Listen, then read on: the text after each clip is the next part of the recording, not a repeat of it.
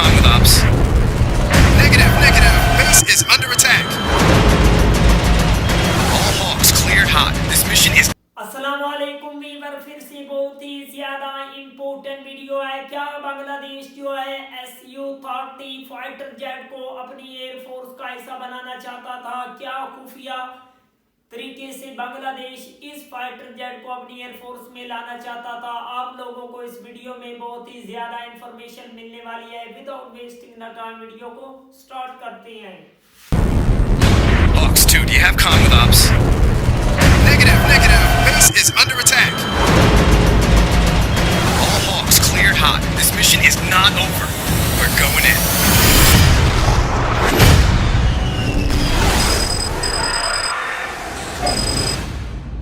আসসালামু আলাইকুম ভিউয়ার্স। গত 2-3 দিন হলো ডিফেন্স পাড়া হট টপিক হলো Su-30 এবং বাংলাদেশ বিমান বাহিনীর MRCA প্রোগ্রাম।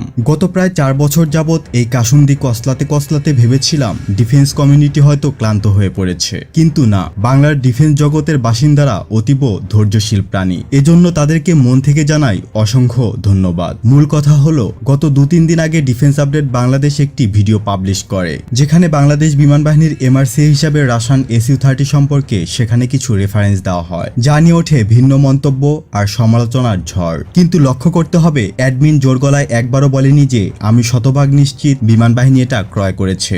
যারা ওই ভিডিওকে ফেক বলছেন, আপনাদের কাছে এমন কোনো প্রমাণ আছে যে এটা fake news? Defence update Bangladesh চ্যানেলের অ্যাডমিনকে আমি ব্যক্তিগতভাবে অ্যাডমায়ার করি। উনি মোটামুটি সবসময় নির্ভরযোগ্য নিউজ দেওয়ার চেষ্টা করেন এবং স্মার্টলি সেটা উপস্থাপন করেন। দেখলাম কিছু ফেসবুক পেজে শর্ট টাইপ কিছু ক্লিপ কেটে ফেক হিসাবে পাবলিশ করা হয়েছে, যেই ভিডিওগুলো ছিল অনেক আগের। বর্তমানে বাংলাদেশের জিওপলিটিক্স ব্যাপকভাবে পরিবর্তন হয়, আমরা অনিচ্ছাকৃত বিভিন্ন সময় বিভিন্ন আপডেট দিয়েছি, যেটাকে ওনারা মাঝে মাঝে টাকা কামানোর ধান্দা বলে থাকে। কিন্তু ওনাদের পেজগুলোতে পুরনো পোস্ট ঘাটলে এরকম হাজারো পরিবর্তিত পোস্ট আপনারা দেখতে পারবেন। এত হিংসার কি আছে ভাই? অ্যাডমিন যদি ভুল করেই থাকে, ওনাকে সম্মানের সহিত ভুল ধরিয়ে দিন, কারণ মনে রাখতে হবে, আমার আপনার মাধ্যমে দেশের একজন সাধারণ জনগণ Su-30 কিংবা ইউরোফাইটার টাইফুন চেনে। আর ডিফেন্স আপডেট বাংলাদেশ চ্যানেলের অ্যাডমিন ভাইকে এটা বলা ঠিক হবে কিনা জানি না, তবে আপনি বন্ধু কিংবা ভাইয়ের মেসেজ হিসাবে এটা নিতে পারেন। কে কি মন্তব্য করলো সেটা না ভেবে কাজ চালিয়ে যান। সোর্স দেওয়ার পরে যারা গালাগালি করেছে তারা হয়তো পুরো ভিডিওটি দেখেনি বা বুঝেনি, কিংবা আপনি বোঝাতে ব্যর্থ হয়েছেন।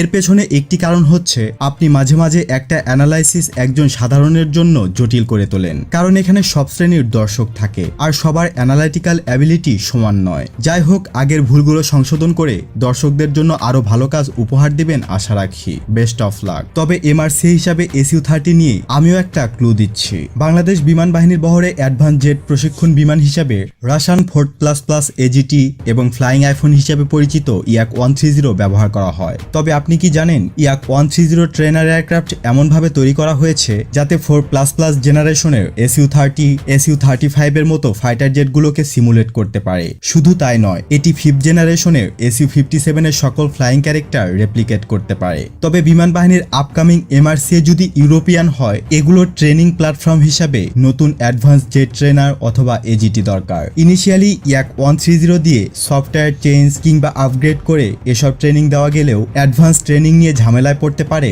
বাফ। মোট কথা, MRCA প্রোগ্রাম ইউরোপিয়ান হলে অল্প সংখ্যক হলেও আরো AGT কেনা প্রয়োজন হবে, যেমন যুক্তরাজ্যে নির্মিত BAE Hawk AGT, যেগুলো অ্যাডভান্স প্রশিক্ষণের পাশাপাশি এটাকেও সক্ষম। সবচেয়ে বড় কথা, এগুলোর ককপিট কাস্টমাইজেশনের মাধ্যমে হুবহু ইউরোফাইটার টাইফুন বা রাফালের ইন্টারফেস ককপিট সিমুলেশন করা সম্ভব। তাই বিমান বাহিনীর Yak-130 কেনার কারণ ছিল বাফের Su-30 বা Su-35 কেনার দীর্ঘমেয়াদী প্ল্যান।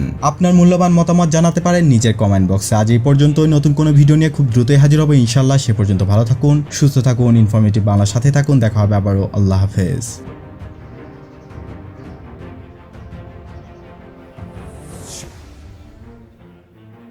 डेफिनेटली वीवर, Su-30 जो है एक शानदार किस्म का फाइटर जेट है, लेकिन बांग्लादेश को और ज्यादा जदीद और मॉडर्न किस्म की पावरफुल किस्म के फाइटर जेट की जानब जाना चाहिए, जिसमें J-10C और JF-70 थंडर आते हैं। उनकी तरफ बांग्लादेश को जाना चाहिए। इस फाइटर जेट को छोड़कर बांग्लादेश को आई थिंक उन फाइटर जेट को अपनी एयरफोर्स का हिस्सा बनाना चाहिए। मिलते हैं नेक्स्ट वीडियो में इंशाल्लाह, तब तक के लिए अल्लाह हाफिज।